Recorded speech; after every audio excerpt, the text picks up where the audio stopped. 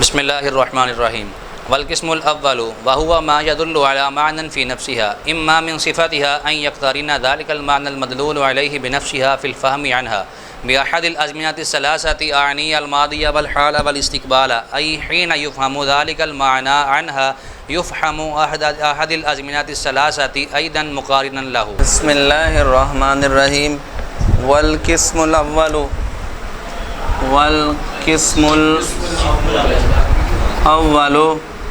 وهو ما يدل الى آخری.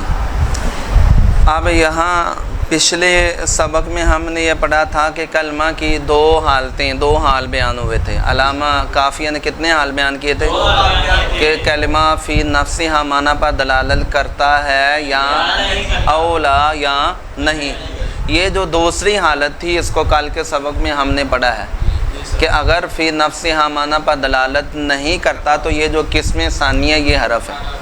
اب یہاں سے قسم اول کو مزید آگے تقسیم کر رہے ہیں کہ قسم اول پھر دو حال سے کہ اس کا معنی تین زمانوں میں سے کسی ایک کے ساتھ ملا ہوا ہے یا اگر ملا ہوا ہے تو یہ قسم اول، اور اگر ملا ہوا نہیں ہے تو یہ قسم ثانی. یہ جو قسم اول ہے نا کہ معنی تین زمانوں میں سے کسی ایک کے ساتھ ملا ہوا یہ حرف ہے، اور اگر معنی تین زمانوں میں سے کسی ایک کے ساتھ ملا ہوا نہیں ہے تو یہ کیا ہے؟ اسم ہے. تو اس قسم اول کو اب آگے چلا رہے ہیں. چلیے جی. والقسم الاول وهو ما يدل على معنى في نفسها. اور قسم اول قسم وہ ہے جو اپنی ذات میں حاصل ہونے والے معنی پر دلالت کرتی ہے. اچھا اب یہاں بھی وہی سوال ہے، متن میں صرف الاول ہے تو سوال وہی ہوا کہ علامہ شارح جامی کو الاول کی بجائے الاولا کہنا چاہیے تھا، کیونکہ یہ صفت ہے کلمہ کی، کلمہ مؤنث صفت بھی کیا ہونی چاہیے. تو علامہ جامی نے اس کا جواب دیا کہ یہ اول صفت کلمہ کی نہیں ہے بلکہ القسم موصوف مقدر کی ہے. کیسی یہ ہے؟ آگے الاول کے بعد کہا وہو ما یدل. اس سے غرض شارح قسم اول کا مصداق بیان کرنا ہے کہ قسم اول سے مراد ہے وہ جو اپنی ذات میں حاصل ہونے والے معنی پر دلالت کرے. سمجھ آگئی دی؟ اچھا اس کے بعد کہا اما من صفتہا، اما من صفتہا ان یقترن. اچھا اب اس میں متن اما ان یقترن من صفتہا علامہ شارح جامی نے نکالا، اور پیچھے اس کا جواب ہو چکا ہے کہ اس سے ایک اعتراض کا دینا ہے. وہ اعتراض یہ ہوتا ہے کہ القسم الاول میں الاول کیا ہے؟ الاول مبتدا ہے، اور القسم الاول سے آپ کو پتہ ہے مراد اس سے کلمہ ہے. اس سے مراد کیا ہے؟ وہ ہے ذات. اور ان یقترن یہ اس کی کیا ہے؟ خبر ہے. اور ان نے یقترن کو کس کے مصدر کی طویل میں کر دیا؟ اقتران کے معنی میں کر دیا. اور اقتران محض وصف ہے، اور محض وصف کا ہم ذات پر درست تو علامہ شارح جامی نے من صفتہا نکال کے اس کا جواب یہ دیا کہ من صفتہا اس سے پہلے خبر مقدم ہے. من جار صفتی مضاف ہا یہ متعلق ثابتن کے ہو کر خبر مقدم، اور ان یقترن یہ والا جملہ مبتدا بطویل مصدر ہو کر مبتدا مؤخر. تو پھر یہ مبتدا مؤخر اپنی خبر مقدم سے مل کر کیا ہے؟ یہ خبر ہے. اکیلا یقترن یہ خبر نہیں ہے. تو اب یہ اعتراض لازم نہیں آئی. پلے پڑ گیا جی. اب کہتے ہیں اور قسم اول وہ ہے جو اپنی ذات میں حاصل ہونے والے معنی پر دلالت کرے. یہاں تو من صفت ہے، کلمہ کی خوبی میں سے یہ ہے، کلمہ کی ان یقترن ذالک المعنی المدلول علیہ بنفسہا فی الفہم عنہا. وہ معنی وہ جو مدلول علیہ بنفسہا ہے، وہ معنی جو مدلول وہ معنی کلمہ سے سمجھا جانے میں تین زمانوں میں سے کسی ایک کے ساتھ ملا ہوا ہو. وہ معنی جو مدلول علیہ بنفسہا ہے وہ کلمہ سے سمجھا جانے میں تین زمانوں میں سے. اچھا علامہ جامی نے ان یقترن کے بعد کہا ذالک المعنی المدلول علیہ. آپ کو پتہ ہے کلمہ کیا ہوتا ہے؟ دال، اور معنی کیا ہوتا ہے؟ مدلول. یہ مٹائیں جی.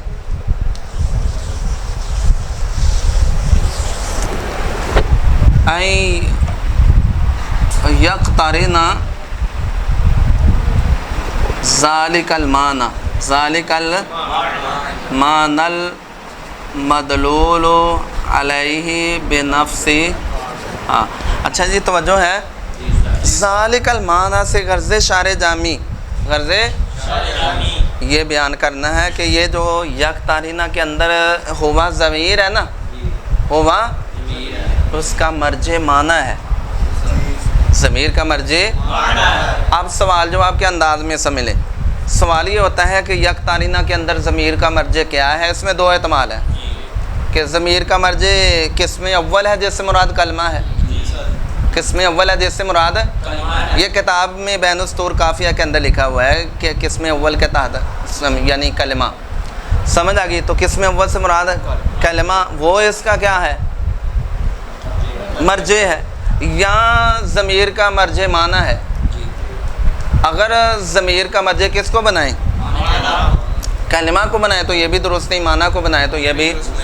اگر ضمیر کا مرجع قسم اول کو بنائیں تو قسم اول سے مراد کلمہ، تو مطلب یہ ہوگا وہ کلمہ ملا ہوا وہ تین زبانوں میں سے کسی ایک کے ساتھ، وہ کلمہ کیا ہو؟ مثلا یہ داربا کلمہ، داربا کلمہ یہ ملا ہوا تین زبان، حالانکہ یہ تو لفظ ہے داربا، تو لفظ کلمہ تو نہیں تین زبانوں میں سے کسی ایک کے ساتھ ملا ہوا ہوتا، اس کا معنی ملا ہوا ہوتا ہے۔ اور اگر ضمیر کا مرجع معنی کو بنائیں تو معنی کا تو پیچھے ذکر نہیں، ذکر تو قسم اول کا ہے، معنی کا ذکر نہیں۔ تو سوال یہ ہے کہ پھر ضمیر کا مرجع کیا ہے؟ تو اس کا جواب دیا ذالک المعنی سے کہ یک تارینہ کے اندر ہوا ضمیر کا مرجع معنی ہے۔ اور رہا یہ اعتراض کہ جی معنی کا تو پیچھے ذکر نہیں، قسم اول کا ذکر ہے، تو اس کا جواب یہ ہے کہ مرجع کا ذکر ہونا چاہیے، مرجع کا خواہ وہ صراحتاً ہو یا ضمناً ہو۔ یہاں پر اگرچہ معنی کا ذکر پیچھے صراحتاً تو نہیں ہے، صراحتاً تو قسم اول کا ذکر ہے، لیکن اول سے مراد کلمہ ہے اور کلمہ دال ہوتا ہے، معنی مدلول ہوتا ہے، تو پھر اس طرح معنی کا ذکر اگرچہ صراحتاً تو نہیں ہے لیکن ضمناً، سمجھ آگئی؟ تو جب مرجع کا ذکر ضمناً ہے، جیسے اعدلو ہوا اقرب للتقوی میں ہوا ضمیر جو ہے اس کا مرجع اعدلو کے تحت عدل ہے، اگرچہ عدل کا صراحتاً ذکر نہیں ہے لیکن مرجع ضمناً موجود ہے۔ اسی طرح یہاں بھی جو مرجع ہے معنی وہ ضمناً موجود ہے، تو اس کو مرجع بنانا بالکل درست ہے۔ کہتے ہیں وہ معنی جو مدلول علیہ بنفس ہے، اس سے سمجھ آ گیا معنی دو طرح کا ہوتا ہے۔ کتنی طرح کا؟ ایک وہ معنی جو مدلول علیہ بغیرہا ہوتا ہے، اور ایک جو مدلول علیہ یعنی تو معنی مدلول علیہ بنفسہ کون سا ہوتا ہے؟ جس پر کلمہ بذات خود دلالت کرے، اور بغیرہا وہ ہوتا ہے جس پر کلمہ بذات خود دلالت نہ کرے بلکہ کسی کے ساتھ مل کر۔ اچھا اس کے ساتھ جو ذالک لائے ہیں نا، اس میں اشارہ بعید ہے، اس سے بھی اشارہ کا دیا۔ پیچھے دو طرح کا معنی ذکر کیا گیا، ایک معنی حرفی اولا کے تحت جو ذکر ہوا غیر مستقل، اور ایک اس سے پہلے ان تدل علی معنی کے تحت جس کا ذکر ہوا، تو ذالک اس میں اشارہ بعید لا کے ذکر کر دیا۔ اس معنی سے مراد وہ معنی بعید ہے، اولا کے تحت جو معنی حرفی غیر مستقل ہے وہ مراد کچھ پلے پڑا کہ نہیں۔ اچھا آگے اس کے بعد کہا فی الفہمی، فی الفہمی سے غرض شارح جامی کے اعتراض کا دینا ہے۔ اعتراض یہ ہوتا ہے وجہ حصر سے جو فعل کی تعریف نکل کر سامنے آ رہی ہے نا، جو سمجھی جا رہی ہے، وہ تعریف دخول غیر سے معنی نہیں ہے۔ تمام کے تمام مصادر داخل ہو رہے ہیں فعل کے اندر، کیونکہ جتنے بھی مصادر ہیں، مارنا، ضربن مارنا، جلوسن اور نومن، عقلن، شربن، یہ کھانا، یہ پینا، یہ سونا، یہ اٹھنا، یہ جاگنا، یہ جتنے بھی مصادر ہیں یہ بھی تو کسی نہ کسی زمانے میں ہی ہوتے ہیں، یہ بھی تو کسی نہ کسی، تو پھر مصدر کا معنی بھی مستقل ہوا اور زمانے وہ بھی کسی نہ کسی زمانے میں اس کا وقوع اور وجود ہوتا ہے، اس کا معنی بھی مستقل ہے اور پھر کسی نہ کسی زمانے میں اس کا کیا ہوتا ہے؟ وجود ہوتا ہے، کسی نہ کسی زمانے میں پایا جاتا ہے۔ تو لہٰذا تمام کے تمام مصادر فعل میں داخل ہو گئے، فعل کی تعریف ان پر فٹ آئی، تعریف دخول غیر سے معنی اس کا دیا یہاں سے۔ یار اقتران جو ہے نا، زمانے سے اقتران، یہ دو طرح کا ہوتا ہے. کتنی طرح کا؟ ایک ہوتا ہے اقتران فی الوجود اور ایک ہوتا ہے اقتران فی الفہم. علامہ شارح جامی نے فی الفہم سے اشارہ کر دیا. یہاں جو معنی کا اقتران ہے زمانے سے وہ اقتران فی الفہم ہے. کون سا اقتران ہے؟ اب اقتران فی الفہم کیا ہے؟ اقتران فی الفہم کو سمجھے. اقتران فی الفہم ہے مثلا یہ کلمہ بولا نا آپ نے دارابا، تو اقتران فی الفہم ہوتا ہے کہ جیسے آپ کلمہ بولیں تو معنی کے ساتھ ساتھ اس سے زمانہ بھی سمجھ آئے. کلمہ بولنے سے جیسے دارابا بولا تو اس سے ہمیں معنی کے ساتھ ساتھ زمانہ بھی مارا، اس سے ایک مرد نے گزرے ہوئے، تو اس میں معنی کے ساتھ ساتھ ہمیں. لیکن جب داربن بولا ہے تو اس کا معنی مارنا، اس سے معنی تو سمجھ آیا، ساتھ زمانہ سمجھ. تو یہ یہاں اقتران فی الفہم مراد ہے، اقتران فی الوجود مراد. لہذا تمام کے تمام مصادر اس میں داخل نہیں ہوئے اور فعل کی طریف دخول غیر سے معنی ہوئی. آگے چلیے جی. انہا انہا سے علامہ شارح جامی نے پھر ایک اعتراض کا دے دیا. احمد آپ نہیں بول رہے، کیا مسئلہ ہے؟ اچھا تو سوال کا دیا جی. سوال یہ ہوتا ہے حضرت آپ نے کہا ہے کہ جی اقتران زمانہ سے مراد اقتران فی الفہم ہے کہ کلمہ بولے تو بولنے کے ساتھ ساتھ معنی کے ساتھ ساتھ زمانہ سمجھ آئے. تو یہ جو مثال ہے زیدن داربن امرن امسی، ٹھیک ہے، یا زیدن داربن امرن الان، یا زیدن داربن امرن غدن، کہ زید امر کو کب معلوم ہے؟ گزشتہ کل، یا اب، یا آئندہ کل. کچھ پلے پڑا کہ نہیں؟ اس میں جناب والا معنی بھی سمجھا جا رہا ہے. لہذا داربن جو اس میں فاعل ہے وہ فعل کی ترہیب میں داخل ہو گیا، کیونکہ آپ نے کہا معنی بھی سمجھا جائے زمانہ بھی سمجھا جائے، تو اس میں معنی بھی سمجھا جا رہا ہے. لہذا فعل کی تعریف دخول غیر سے. اور کچھ پلے پڑا کہ نہیں؟ تو اس کا یہاں سے دیا انہا سے. ان بھائی دارابا ہے نا، دارابا، تو اس میں جہاں پہ معنی سمجھا جا رہا ہے مار والا، وہاں پہ دارابا سے ہی سمجھا جا رہا ہے. تو کہتے ہیں انہا اسی کلمہ سے جس سے معنی سمجھا جا رہا ہے نا، اسی سے. اور آپ نے جس مثال کو لے کر اعتراض کیا اس میں معنی داربن سے سمجھا جا رہا ہے اور زمانہ امسی سے یا الان سے یا غدن سے. امسی سے یا الان سے یا غدن، تو معنی کسی اور سے اور زمانہ. لہذا اس کو لے کر اعتراض. تو فعل کی طریف دخول غیر سے معنی ہوئی. اس کے بعد آگے چلیں جی. بِأَحَدِ الْأَزْمِنَةِ الثَّلَاثَةِ، بِأَحَدِ الثَّلَاثَةِ، کچھ پلے پر عن الماضیہ والحالہ الی آخری. ماضیہ والحالہ والے علامہ شارح جامی نے ازمنہ ثلاثہ کی تشریح کس سے کی؟ اور تین زمانوں سے مراد کہہ رہے ہیں ماضی، حال اور کچھ پلے پڑا جی. یہ جو تشریح کی نا ازمنہ ثلاثہ کی کس سے؟ یہاں سے بھی ایک اعتراض کا دے رہے ہیں. کہتے ہیں صبوحن، کہتے ہیں صبح کے وقت شراب پینا، غبوکن کہتے ہیں شام کے وقت کیا کرنا. یہ معنی بھی سمجھا جا رہا ہے زمانہ بھی، اور جس سے معنی سمجھا جا رہا ہے اسی سے زمانہ. لہٰذا یہ دونوں لفظ کس میں داخل ہو گئے؟ فعل میں. تو فعل کی طریف دخول غیر سے. بکرے کی ماں کب تک خیر منائے گی؟ فعل کی طریف دخول غیر سے مانے. تو اس کا جواب علامہ شارح جامی نے اس عبارت سے دیا کہ جناب زمانے سے مراد مطلقاً زمانہ نہیں ہے، زمانے سے بلکہ زمانے سے مراد ہے ماضی. لہذا صبح اور غبو کو لے کر آپ اعتراض.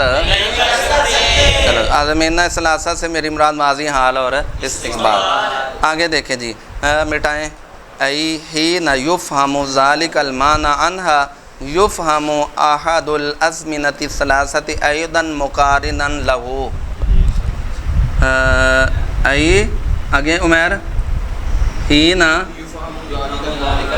یفہم الی آخر، یہ کہاں تک جی؟ لہو تک، مقارنن علامہ شارح جامی نا یہ جو کہا نا کہ معنی زمانے سے کیا ہو، ملا ہو، مقترن ہو، معنی اس کی تشریح و توضیح یہی کے ذریعے کر رہے ہیں، معنی کے زمانے کے ساتھ مقترن ہونے کی اس کے کیفیت بیان کر رہے ہیں۔ دیکھو میں اور احمد آئیے، ہم مقترن ہو گئے، یہ اقتران ہو گیا، اتصال ہو گیا، ٹھیک ہے، یہ ایک اقتران ہے، یہ تو ہم جاندار ہیں، اس کا یہ اقتران کی یہ کیفیت ہے۔ اب یہاں جو معنی ہے اس کا زمانے سے اقتران، معنی کون سی کوئی حصی چیز ہے جس کا اقتران اور ملاپ ہونا ہے کس سے؟ یہاں اس کی کیا کیفیت ہوگی؟ معنی کی زمانے کے ساتھ کیا اقتران کی کیا کیفیت؟ علامہ شارح جامی نے اس کی وضاحت کی۔ علامہ شارح جامی فرماتے ہیں معنی کے زمانہ کے ساتھ اقتران کی کیفیت یہ ہے کہ جب کلمہ سے معنی سمجھ آئے تو معنی کے ساتھ ساتھ کلمہ سے زمانہ بھی سمجھ آئے، یہ ہے معنی کی زمانہ کے ساتھ اقتران کی کیفیت اور صورت۔ کیا اقتران کی کیا یہاں کیفیت ہے کہ جب کلمہ سے وہ جیسے میں اور میرے اور احمد کا اقتران ہوا وہ مراد یہاں اور کچھ پلے پڑا ہے کہ نہیں جی۔ تو اس کے ساتھ ساتھ اس عبارت سے ایک اعتراض کا یہ کتابوں والوں نے ڈسکس کیا ہے، سوال بالکل سادہ سا ہے، کیا ہے وہ نیچے سے وہ پکڑ کے لائیں ڈبہ، اور وہ مثال بھی دینی ہے جو یہاں دینی ہے۔ سب سے پہلے یہ سمجھیں، دو چیزیں یہاں سمجھیں، ایک ہوتا ہے معنی مطابقی، ایک ہوتا ہے اور ایک ہوتا ہے معنی تضمنی، ایک ہوتا ہے معنی منطق میں آپ نے پڑھا ہے۔ اگر لفظ اپنے پورے معنی موضوع لہو پر دلالت کرے تو اس کو کہتے ہیں معنی مطابقی، اور اگر معنی موضوع لہو کی جز پر دلالت کرے تو معنی، اور اگر خارج لازم پر دلالت کرے، مثلا جب انسان بولے اور انسان سے مراد کیا ہو، حیوان ناطق، تو یہ معنی مطابقی۔ انسان بول کر مراد فقط حیوان ہو یا فقط ناطق ہو تو یہ معنی، اور اگر انسان بولے اور نہ حیوان ناطق ہو، نہ صرف حیوان، نہ صرف بلکہ خارج لازم ہو، جیسے قاطب القوہ ہونا، تو یہ کیا ہوگا؟ اور کچھ پلے پڑا ہے کہ نہیں؟ جب یہ تین معنی آپ سمجھ گئے نا، اس کے بعد یہ سمجھیں فعل کا معنی، جو اصطلاحی فعل ہے، نحویوں کی اصطلاح میں جو کیا ہے فعل ہے، اس کا معنی سمجھیں کہ فعل کا معنی ہے مطابقی کیا ہے۔ دارابہ لکھتا ہوں، رہنے دیں، یہ جو دارابہ ہے نا، یہ دارابہ کا معنی ہے مطابقی تین چیزیں ہیں۔ احمد بولو، نمبر ایک معنی مصدری، معنی وصفی، معنی حدثی، یہ سارے معنی مصدری، معنی وصفی، معنی یہ ایک ہی چیز ہے، اور جو اس کے تحت مارنا نہیں جو اس میں پایا جاتا ہے وہ معنی وصفی، مصدری اور حدثی، وہ ایک ہی چیز، ایک یہ چیز ہوگی۔ دوسری چیز زمانہ، اور تیسری چیز نسبت الال، یہ کتنی چیزیں ہو گئی؟ اور دارابہ کا ترجمہ آپ کرتے ہو مارا اس ایک مرد نے زمانہ ماضی میں، تو تینوں چیزیں آ گئی، مار بھی آ گئی، اس ایک مرد نے، یہ نسبت الال فاعل ہے، یہ کیا ہے؟ تو یہ دارابہ کا ہو گیا معنی مطابقی، اتنا بات، یہ فعل اصطلاحی ہے اور یہ اس کا معنی ہے، یہ سمجھ آیا جی؟ اب آپ نے یہ تعریف کی ہے، جو تعریف کیا کی ہے کہ مستقل معنی پر دلالت کرے، اور وہ معنی جو ہے تین زمانوں میں سے کسی، تو وجہ اثر سے جو فعل کی تعریف سمجھ آ رہی ہے، اس میں اقتران الزمانی بالزمان کی خرابی لازم آ رہی ہے، اقتران الزمانی، اور یہ درست نہیں ہے، یہ درست کیسے بلا؟ وہ اس طرح کہ مثلا ایک فعل لیا ہے دارابہ، ایک فعل لیا ہے اب دارابا فعل جو ہے جب کہیں گے کہ فعل کا معنی تین زمانوں میں سے کسی ایک کے ساتھ ملا ہوا ہو تو فعل کا معنی یہ ہے کیا کیا بلا زمانہ تو فعل کے معنی میں بھی زمانہ ہے پہلے سے، تو جب کہ فعل کا معنی زمانے سے ملا ہوا ہو تو اس کے معنی میں پہلے زمانہ ہے تو زمانے کا زمانے سے اقتران ہو جائے گا۔ کس کا کس سے؟ تو یہ اقتران الزمان بالزمان کی کیا لازم آئی؟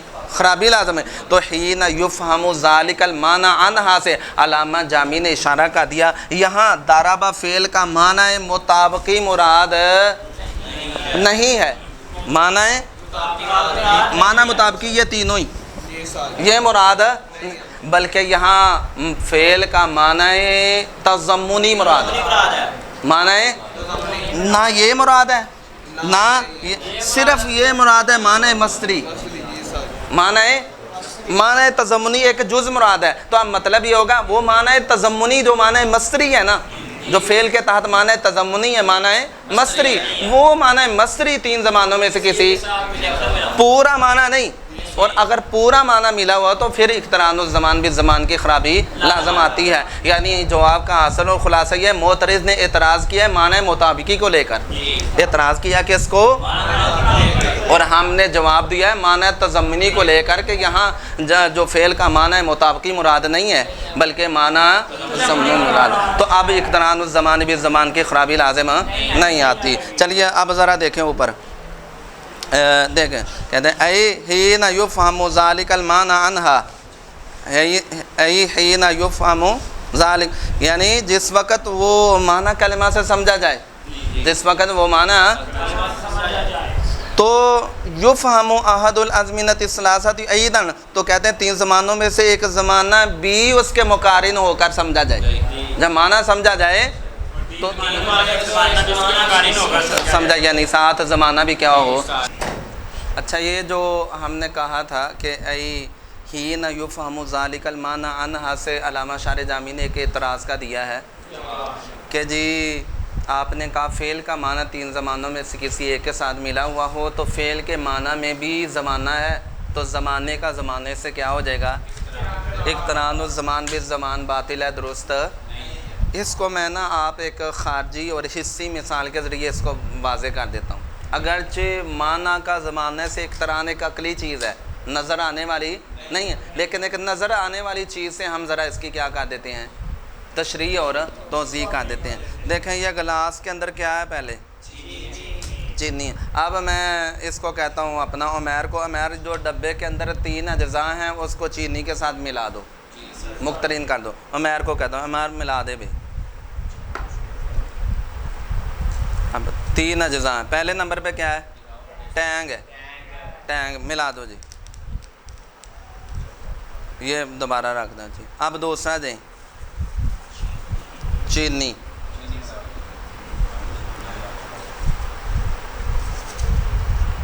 یہ اس میں چینی ڈال دی، پہلے ٹینگ ڈالا پھر چینی،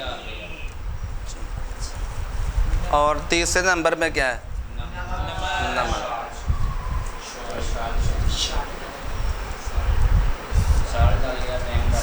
بس ٹھیک ہے، ملا دو۔ اب یہ ڈبے کے اندر جو تین اجزاء تھے، کتنے؟ اس کو گلاس میں جو ایک چیز تھی نا، ایک جز، وہ چینی، ان کے ساتھ ملایا۔ اب ان تین اجزاء میں ایک ٹینگ تھا، ایک اور ایک، اچھا پہلے گلاس میں کیا تھا؟ تو جب تین کو ملایا تو اس میں ایک چینی بھی تھی، تو چینی چینی سے مل گئی، ایک چینی بھی، تو چینی کس کے ساتھ مقترن ہوئی؟